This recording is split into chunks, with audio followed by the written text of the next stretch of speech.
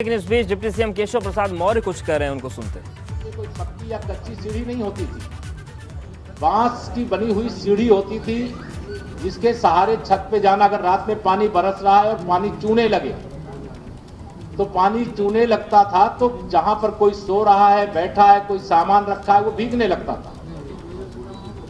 तो माता जी स्वयं रात्रि के समय, अब ऐसा मेरे परिवार नहीं, लाखों करोड़ों परिवार के साथ ऐसा देश और प्रदेश के अंदर हुआ है जिनके सामने इस प्रकार के संकट रहे। जब रात्रि के समय छत के ऊपर जाकर के पानी जहां से भी आ रहा है, चू रहा है, उसको बंद करने का काम किया जाता था, तो छाता नहीं होने पे, जो चूंकि खेती के काम से जुड़ा हुआ मेरा परिवार था, तो जो खाद की बोरी, उर्वरक की बोरी आती थी, वह बोरी के कारण से कुछ बोरी बच जाती थी खाद छिड़कने के बाद, तो उस बोरी को ही सर पे डाल करके उसी के सहारे छत पे जाया जाता था। तो इस प्रकार के कष्ट से 3 करोड़ परिवारों को देश भर में मुक्ति दिलाने का काम देश के माननीय प्रधानमंत्री श्री नरेंद्र मोदी जी के मार्गदर्शन में जो किया गया है, वो अपने आप में अभिनव है। बहुत बड़ी एक तरह से यह योजना है। इस योजना में 3 लाख करोड़ रुपए से अधिक खर्चा किए गए हैं। और अगर आपको मैं कांग्रेसी सरकारों के समय की याद दिलाऊं, तो उस समय की सरकारों के समय स्वयं कांग्रेस के प्रधानमंत्री के रूप में श्री राजीव गांधी जी ने संसद में खड़े होकर के कहा था कि जब हम भारत सरकार की ओर से कोई योजना बनाते हैं और उस योजना का लाभ जिसको देना चाहते हैं, अगर दिल्ली से 1 रुपए भेजते हैं तो जिसके पास पहुंचना है वहां पहुंचते पहुंचते वह 15 पैसे बचता है। अर्थात अगर कांग्रेस, सपा, बसपा जैसे राजनीतिक दल के लोग अगर यह योजना बना करके सरकारों में होते और लाते, तो जो लाभार्थी है उसको 15% मिलता, अर्थात 45,000 करोड़ रुपया मिलता, और 2,55,000 करोड़ से अधिक या भ्रष्टाचार की भेंट चढ़ा देने का काम किया जाता। लेकिन माननीय प्रधानमंत्री जी ने डीबीटी के माध्यम से जो लाभार्थी है सीधे उसके खाते में प्रधानमंत्री आवास योजना का पैसा भेजने का काम किया। मैं माननीय प्रधानमंत्री जी का उत्तर प्रदेश की ओर से और देश के गरीबों की ओर से अभिनंदन करता हूं, माननीय मुख्यमंत्री जी का अभिनंदन करता हूं। तो डिप्टी सीएम केशव प्रसाद मौर्य बता रहे हैं किस तरीके से उनकी सरकार काम कर रही है, चाहे वो केंद्र हो चाहे राज्य। और एक बार फिर से रुख करते हैं प्रयागराज का, जहां पर एक ही परिवार में 5 लोगों की निर्मम हत्या हुई है। पत्नी और 3 बेटियां, पति की धारदार हथियार से हत्या की गई है। पति का जो शव है वो फंदे पर लटका हुआ मिला है। नवाबगंज थाना क्षेत्र के खगलापुर गांव का मामला। हमारे सहयोगी मोहम्मद मोइन लगातार बने हुए हैं, पल पल की अपडेट्स दे रहे हैं, तस्वीरें वो दिखा रहे हैं। मोइन, जिस तरीके से ये पूरी जांच चल रही है, सभी आला अधिकारी मौजूद हैं इस वक्त घटनास्थल पर, लेकिन सवाल ये भी है, आपने भी बताई फेहरिस्त की बड़ी ऐसी वारदात, लगभग 10 ऐसी वारदात हो चुकी हैं जहां पर पूरे के पूरे परिवार को खत्म कर दिया। ये एक बहुत बड़ा सवाल है प्रयागराज पुलिस पर कि आखिर इस तरीके के मामले थम क्यों न रहे हैं। बाद में तो अच्छी कार्रवाई होती है, लेकिन मामले रुक नहीं पा रहे। देखिए, प्रयागराज में अगर हम गंगापार इलाके की बात करें तो जो नवाबगंज थाना क्षेत्र है या इससे सटा हुआ सोराव का इलाका है, थरवई का इलाका है, पिछले अगर हम 10 सालों की बात करें तो कम से कम 15 ऐसी बड़ी वारदातें हुई हैं जिनकी मॉडस ऑपरेंडी एक जैसी है। यानी रात के अंधेरे में पूरे परिवार में कुछ लोग घुसते हैं, पूरे परिवार को कत्ल कर दिया जाता है, सामान बिखेर दिए जाते हैं। जो मृतक होते हैं उनके कपड़े अस्त व्यस्त रहते हैं, खून पड़ा रहता है, धारदार हथियारों से हत्या की जाती है। ज़्यादातर मामलों में ये होता है कि जो पीड़ित परिवार होता है वो आक्रोश की वजह से किसी न किसी पड़ोसी पर या जिससे रंजिश चलती रहती है उसके खिलाफ मुकदमा दर्ज करा देता है। पुलिस उन लोगों को गिरफ्तार कर जेल भेजी जाती है और वो मामला खत्म हो जाता है। लेकिन अगर एक ही जगह में, एक सर्टेन इलाके में 15-20 किलोमीटर के दायरे में हर 6 महीने 8 महीने पर एक घटना होती है, एक ही तरीके से घटनाएं होती हैं जहां पूरे के पूरे परिवार को मौत के घाट उतारा जाता है और सारी घटनाओं को एक ही तरीके से अंजाम दिया जाता है, यानी ये सीरियल किलिंग का भी मामला हो सकता है। इस बात से इनकार नहीं किया जा सकता, क्योंकि ये महज संजोग नहीं हो सकता कि एक ही क्षेत्र में एक ही तरीके से पूरे परिवारों को मौत के घाट उतारा जाए। ये महज संजोग नहीं हो सकता है। तो ऐसे मामलों में पुलिस निश्चित तौर पर जिसके खिलाफ शिकायत दर्ज की जाती है उसको गिरफ्तार कर लेती है, जेल भेज दे देती है। और कई मामलों में हमने ऐसा देखा कि पुलिस ने कुछ लोगों को गिरफ्तार कर जेल भेजा और उसके बाद उनको छोड़ दिया गया, अदालत से वो बरी हो गए। किसी मामले में किसी आरोपी को सजा नहीं हो पाई है। तो निश्चित तौर पर प्रयागराज पुलिस ही नहीं बल्कि उत्तर प्रदेश पुलिस के लिए ये एक बड़ी चुनौती है कि एक ही क्षेत्र में एक ही जैसी मॉडस ऑपरेंडी में एक ही जैसी घटनाओं को अंजाम दिया जाता है। और अगर तकरीबन अब तक 40-45 लोग यहाँ पर मारे जा चुके हैं तो पूरा का पूरा परिवार खत्म कर दिया जाता है, तो आखिर ये जो घटना हुई है, आज की घटना हुई है, ये उसी सीरीज का हिस्सा है या उससे अलग है? बिल्कुल बिल्कुल मोइन, और जो आपने आंकड़े दिए वाकई इस पर गौर करना चाहिए आला अधिकारियों को। और आपने बताया कि 10 साल में किस तरीके से बड़ी घटनाएं हुई, लेकिन बीते 2 साल को भी उठा ले तो मुझे लगता है कि 4 से 5 घटनाएं हो चुकी होंगी, चाहे यमुना पार की बात करें चाहे गंगा पार की। लेकिन इन सब के बीच जो थ्योरी पुलिस दे रही है कि हो सकता है कि राहुल ने सबको मारकर आत्महत्या की हुई हो, क्या इस पर परिवार कुछ बोल रहा है? गांव वालों को ये दलील पच रही है? देखिए, परिवार में सिर्फ रिश्तेदार ही बचे हैं। पूरे परिवार जो था वो मौत की नींद सो चुका है। 5 लोग इस परिवार में रहते थे। राहुल तिवारी की शादी तकरीबन 15 साल पहले हुई थी। 3 बेटियां थीं और पूरा का पूरा परिवार जो है ससुराल में ही, राहुल तिवारी अपने ससुराल जो कौशाम्बी ज़िले में पड़ती है वहाँ पर रहा करते थे। तकरीबन साल भर पहले ससुराल पक्ष में और राहुल तिवारी से विवाद शुरू हुआ और विवाद शुरू हुआ एक ज़मीन पर कुछ कंस्ट्रक्शन कराए जाने के मामले को लेकर। राहुल तिवारी के जो ससुराल के लोग थे, उनके दोनों साले थे, वो नहीं चाहते थे कि वो वहाँ पर है, वो चाहते थे कि वो अलग जगहों पर रहें क्योंकि उन्हें रहने के लिए ज़्यादा जगह इस वजह से मिल जाएगी। तो मामला इतना ज़्यादा बिगड़ गया था कि राहुल तिवारी को न सिर्फ ससुराल छोड़नी पड़ी थी बल्कि ज़िला भी छोड़ना पड़ा था। और नवाबगंज इलाके के इसी मकान में किराए पर नवंबर महीने में आए थे राहुल तिवारी रहने के लिए। भैंसों का कारोबार करते थे। 2 कमरे का साधारण मकान था और जो आसपास के लोग बताते हैं, जो रिश्तेदार बता रहे हैं कि परिवार की माली हालत ऐसी खराब नहीं थी कि जिसकी वजह से ये कदम उठाना पड़े। तो हत्या हुई है, कम से कम 4 हत्याएं हुई हैं, ऐसा पुलिस भी कह रही है। राहुल तिवारी की मौत को लेकर भले ही सस्पेंस अभी बरकरार हुई कि उनकी हत्या की गई या उन्होंने खुदकुशी की, लेकिन परिवार के जो बाकी लोग हैं, चाहे राहुल तिवारी की पत्नी हो चाहे तीनों बेटियां हों, उनको किसने मौत के घाट उतारा? क्या किसी बाहरी आदमी का दखल यहाँ पर हुआ था या राहुल तिवारी ने ही पत्नी और तीनों बेटियों को मौत के घाट उतारा?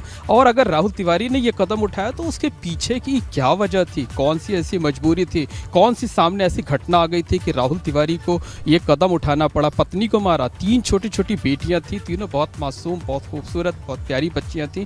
क्या उनको मारते वक्त, अगर राहुल तिवारी ने ऐसा किया है तो क्या उनको मारते वक्त राहुल तिवारी के हाथ नहीं कांपे? और अगर उन्होंने खुदकुशी की, पूरे परिवार को मौत के घाट उतारा भी, तो उसके पीछे की वजह क्या थी? क्या ससुराल वालों से जो विवाद चल रहा था वही वजह थी या कोई दूसरी वजह थी? बिल्कुल मोइन, इस वक्त डिप्टी सीएम इस घटना पर बोल रहे हैं, उनको सुन लेते हैं। कि सहानुभूति प्रकट करने की जगह, श्रद्धांजलि देने की जगह अपराधियों को पुलिस जब पकड़ने के लिए आगे कार्रवाई कर रही है, मुझे लगता है उसकी लोगों को प्रतीक्षा करनी चाहिए। अपराधी बचेगा नहीं, वो चाहे विपक्ष का कोई नेता बचाने की कोशिश करे तो भी नहीं बचेगा। धन्यवाद। तो देखिए, डिप्टी सीएम केशव प्रसाद मौर्य हैं, वो अखिलेश यादव के ट्वीट पर प्रतिक्रिया दे रहे थे कि जिस तरीके से अखिलेश यादव सवाल उठा रहे हैं वो राजनीति कर रहे हैं और अपराधी बचेगा नहीं, चाहे विपक्ष के लोग ही बचाने की कितनी कोशिश ना कर ले। एक बार फिर सुनवाते हैं कि डिप्टी सीएम केशव प्रसाद मौर्य ने क्या कहा इस घटना पर।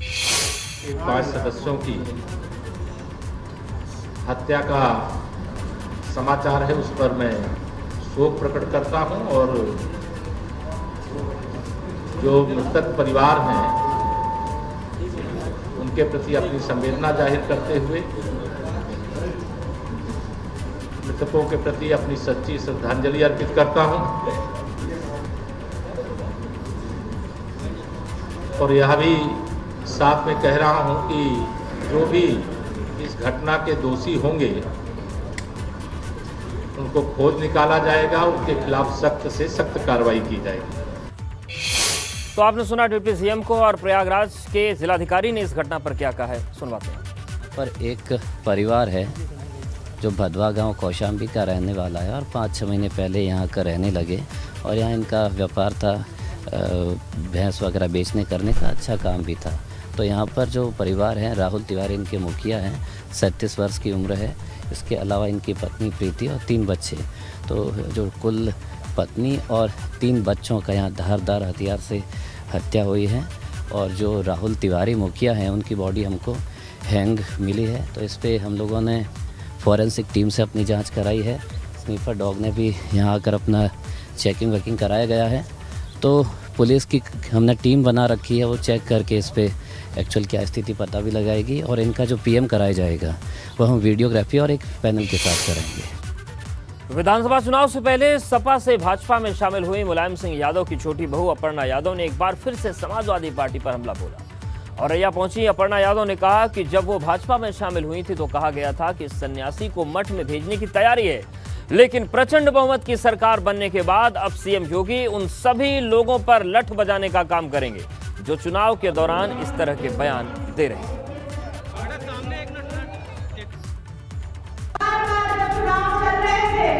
उस समय मैंने हाल फिलहाल में ही भारतीय जनता पार्टी ज्वाइन करी थी, तो उन्होंने बोला था कि सन्यासी को मठ भेजने की तैयारी करनी है। तो अब मैं बता दूं कि प्रचंड बहुमत की जो ये भारतीय जनता पार्टी की सरकार बनी है, इसके जो मुख्यमंत्री हैं हमारे गौरवशाली प्रदेश के यशस्वी मुख्यमंत्री श्री योगी जी, उन सभी लोगों पर लठ बजाने का काम करेंगे। तो सुना आपने अपर्णा यादव जो कि कह रही हैं कि जो लोग मठ में भेजने की बात कर रहे थे अब उन पर लठ बजाने का काम होगा। मुलायम सिंह यादव की छोटी बहू ने समाजवादी पार्टी पर बड़ा सियासी हमला बोला।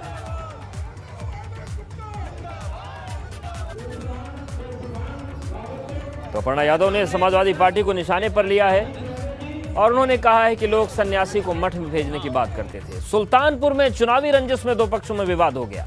मामला इस कदर बिगड़ गया कि विपक्षियों ने फायरिंग शुरू कर दी और इस घटना में प्रधान पुत्र कोटेदार समेत 4 लोग घायल हो गए। आनन फानन में सभी को इलाज के लिए जिला अस्पताल लाया गया, जहां पर हालत गंभीर देख 2 लोगों को लखनऊ रेफर कर दिया गया। पुलिस के मुताबिक प्रधान और पूर्व प्रधान के बीच पुरानी रंजिश चली आ रही थी और 2 दिनों पूर्व भी दोनों में विवाद हुआ था। इसकी शिकायत पुलिस से की गई थी। आरोप है कि सुबह पूर्व प्रधान ने अपने साथियों के साथ मौजूदा प्रधान पर हमला कर दिया, जिसमें 4 लोग घायल हो गए।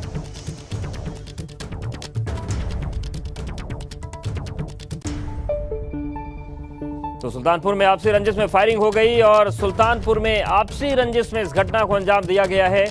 4 लोगों के घायल होने की खबर है और पूर्व प्रधान और साथियों पर फायरिंग का आरोप लगा है। ये सारे लोग जा रहे हैं पीछे से, इनको अचानक देखा तो इनको मारना चालू कर दिया डंडे लाठी से। ये सारे लोग वहीं पे घर है, घर में घुसने की कोशिश किया तो ये सारे लोग घर के अंदर जाके मारना चालू कर दिया। तो हम सारे लोग बैठे थे, वहीं रोहित कोटेदार का घर है, चाचा जी हैं हमारे, रिश्तेदार भी लगते हैं हमारे। तो वहाँ पे हम सारे लोग बैठे थे, आप आवाज़ें सुना, वहाँ जाके हम सारे लोग दौड़ के गए। तो जैसे हम सारे लोग वहाँ पे दौड़ के गए तो ये सारे लोग गोलियाँ चलाने लगे। इनके पास 2 राइफल थी, 315 था, कट्टा था, सब कुछ। 3 लोग घायल हुए हैं, भी जिला अस्पताल इमरजेंसी लाए गए हैं, जिनमें रोहित उपाध्याय, त्रिभुवन गुप्ता और रमेश उपाध्याय, ये 3 लोग हैं। इनको यहाँ पे लाके और सर क्या कंडीशन है? उनकी कंडीशन अभी स्टेबल है और तीनों को जो प्राथमिक उपचार है वो हम लोगों ने कर दिया है, जैसे अपना पट्टी करके, और जो खून या ब्लीडिंग वगैरह हो रही है उसको हम लोगों ने रोक दिया। और आज हनुमान जयंती की धूम पूरे प्रदेश में देखने को मिल रही है। पहली तस्वीर वाराणसी के संकट मोचन मंदिर की है, जहां पर सुबह से ही भक्तों का जमावड़ा देखने को मिल रहा है। दूसरी तस्वीर लखीमपुर से आई है, जहां पर हनुमान जयंती के मौके पर यात्रा निकाली गई और वहीं कानपुर में जगह जगह पर लोग लाउड स्पीकर से हनुमान चालीसा का पाठ कर रहे हैं। और चौथी तस्वीर अयोध्या की हनुमानगढ़ी की है, जहां पर बड़ी तादाद में लोग पहुंच रहे हैं और हनुमान जी की पूजा अर्चना कर रहे हैं। तो ये 4 तस्वीरें हम आपको दिखा रहे हैं। हनुमान जयंती है आज और देश भर में, प्रदेश भर में इस वक्त हनुमान जी की पूजा हो रही है, आराधना हो रही है।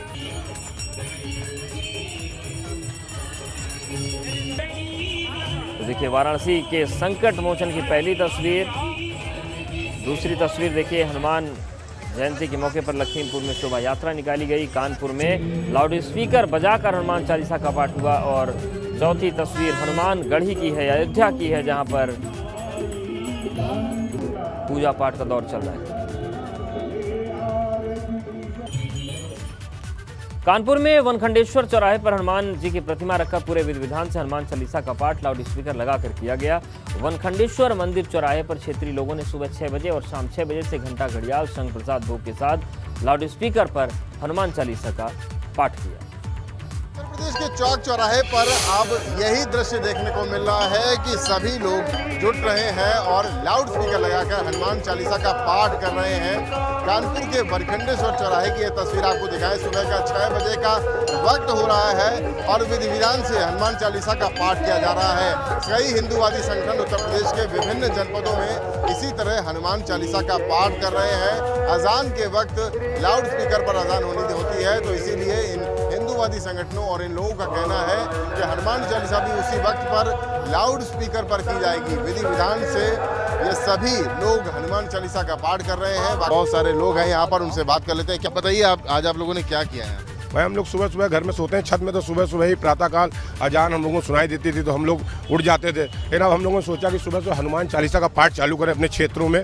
अभी हम लोगों ने यहाँ चालू किया, फिर अगले बार आगे वाले चौराहे में चालू करेंगे। तो हम क्षेत्र में चालू करें, सुबह सुबह जब हनुमान चालीसा होगी तो प्रातःकाल हम लोग भगवान का नाम सुनाई देगा और हम लोग प्रातःकाल उठेंगे। तो हम आप लोग आजकल ये बताइए इधर आइए, आप लोग प्रतिदिन ये करने जा रहे हैं? बिल्कुल प्रतिदिन करने जा रहे हैं, क्योंकि सुबह 4, साढ़े 4, 5 बजे जब हम लोग उठते हैं तो अजान की आवाज़ सुनाई देती है और ये 365 दिन का हो गया है और कई सालों से चलता आ रहा है। तो वातावरण में शुद्धि रहे, संकट कटे, मिटे सब पीरा, जो सुमरे हनुमत बलवीरा, सुबह सुबह वीर बजरंगी का नाम सुन के हम अपने दिन की शुरुआत करेंगे। स्पीकर लगाना कितना जायज़ आपको? देखिए, जब अजान के लिए जाया जाए तो भी हम सवेरे सवेरे, संतों का ये देश है, तो आज हनुमान जी के जन्मदिन पे हम लोगों ने हनुमान चालीसा शुरुआत की है। अगर उनके अनजान में 1 घंटे वो डिस्टर्ब कर सकते हैं तो हम भी अपने संतों के देश में हनुमान चालीसा पढ़ के अपने बच्चों को संस्कार देंगे। कानपुर से कैमरामैन पंकज निगम के साथ रतीश त्रिवेदी, एबीपी गंगा। और वहीं वाराणसी में संकट मोचन मंदिर में भक्तों की भीड़ उमड़ रही है। सुबह से ही लोग हनुमान चालीसा का पाठ कर रहे हैं। इस मौके पर हनुमान ध्वज यात्रा निकाली गई। भक्तों ने जय हनुमान के नारे लगाकर अपनी आस्था प्रकट की। इसके साथ ही भगवान संकट मोचन के दरबार में हाजिरी लगाकर आशीर्वाद लिए। देखिए, भव्य तस्वीरें हैं वाराणसी के संकट मोचन मंदिर की और यहाँ पर सुबह से ही पूजा पाठ और आराधना का क्रम चल रहा है। लखीमपुर खीरी में भी आज हनुमान जन्मोत्सव पर हजारों की संख्या में श्रद्धालु पदयात्रा कर रहे हैं। शहर के संकटा देवी माता मंदिर से शोभा यात्रा निकालकर हनुमान मंदिर गुलरीपुरवा तक श्रद्धालु पहुंचे। 11 किलोमीटर पैदल चलकर श्रद्धालुओं ने पूजा अर्चना की।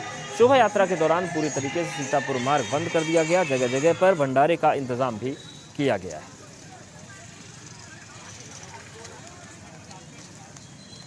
तो 11 किलोमीटर की शोभा यात्रा निकाली गई लखीमपुर खीरी में और पूरी तरीके से इस रास्ते को बंद किया गया। जगह जगह भंडारे का आयोजन भी हो रहा है।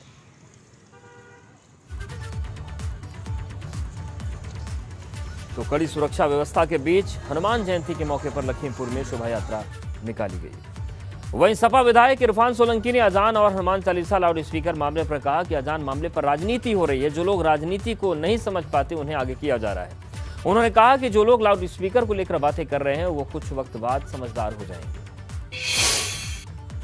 देश भर के तमाम जनपदों से ये खबर निकल कर ये आ रही है कि अजान को लेकर के हिंदूवादी संगठन नाराज हैं और अजान के दौरान अब वो भी ये निर्णय कर चुके हैं कि हनुमान चालीसा का पाठ होगा और लाउड स्पीकर लगा करके होगा। हमारे साथ कानपुर से समाजवादी पार्टी के विधायक इरफान सोलंकी हैं, उनसे बात करते हैं।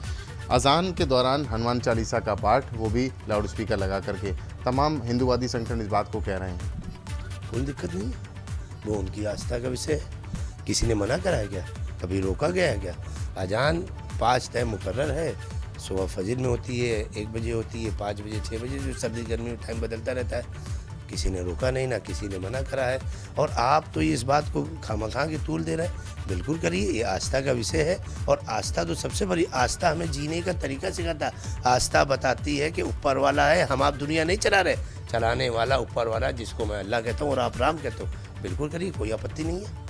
इसको लेकर के फिर तमाम बयानबाजी भी हो रही हैं, विवाद की स्थितियां उत्पन्न हो रही हैं। आपको लग रहा है कि ये पॉलिटिकल मोटिवेटेड है? देखिए, आप वो लोगों को ज़्यादा दिखाते हैं जो पढ़े लिखे कम हैं, जिनको खुद अपने धर्म, अपने मजहब, अपने समाज के बारे में जानकारी कम है। कहाँ मना करा है? आपको अच्छा लगता है आप करिए, कहीं मना नहीं है। योगी बाबा ने मना करा हो या हमारे अखिलेश जी ने मना करा हो, जब तो आप कहिए इसमें राजनीति घुस रही है। किसी ने मना नहीं करा, आप बिल्कुल करिए, एक बार नहीं 10 बार करिए, कौन मना कर रहा है। पर हाँ, कोई ऐसा काम नहीं हो जिससे किसी को तकलीफ हो। अगर किसी को तकलीफ हो रही तो वो इंसानियत की हनन है, इंसानियत की हत्या है। और यही समाज को देख के चलना चाहिए कि समाज सबसे पहले। आपको लगता है कि जब ये मुद्दे इस तरीके के उठाए जाते हैं तो इनमें कहीं ना कहीं राजनीति भी छुपी होती है? बिल्कुल छुपी होती है। ये राजनीति के बहाने से वो लोगों को आगे कर दिया जाता है जो लोग नासमझ या कम ज्ञानी होते हैं, मैं दोनों बातें कह रहा हूँ, या नहीं समझ पाते हैं कि किस समय क्या बात कहनी चाहिए। खैर धीरे धीरे वो कहते हैं सबको सद्बुद्धि दे ऊपर वाला, तो ऊपर वाला ही देता हमें। आपको जब मैं 2007 में विधायक बना था तो मैं सोचता था मैं शक्तिमान बन गया, पर धीरे धीरे एहसास हुआ नहीं, ये विधायक की गरिमा नहीं है, या ये विधायक को नहीं करना चाहिए। आज अल्हम्दुलिल्लाह 4 बार हो गए विधायक, तो अब मैं भी अपने अंदर परिवर्तन आ चुका हूँ। समय हर चीज़ सिखाता। वो लोग, वो बच्चे या किसी भी मजहब के लोग हों, वो अगर ये बातें करते हैं, जब उनकी उम्र मिचोरती वाली होगी तो उनको भी लगेगा नहीं, मजहब नहीं सिखाता आपस में रखना, और हिंदी है वतन हिंदुस्तान हमारा। तो अजान को लेकर के इरफान सोलंकी का कहना है कि धार्मिक आस्था का विषय है, चाहे हनुमान चालीसा हो चाहे अजान हो, सबको आज़ादी है, लेकिन कहीं ना कहीं इसमें राजनीति भी छिपी हुई है। कानपुर से कैमरामैन पंकज निगम के साथ रतीश त्रिवेदी, एबीपी गंगा।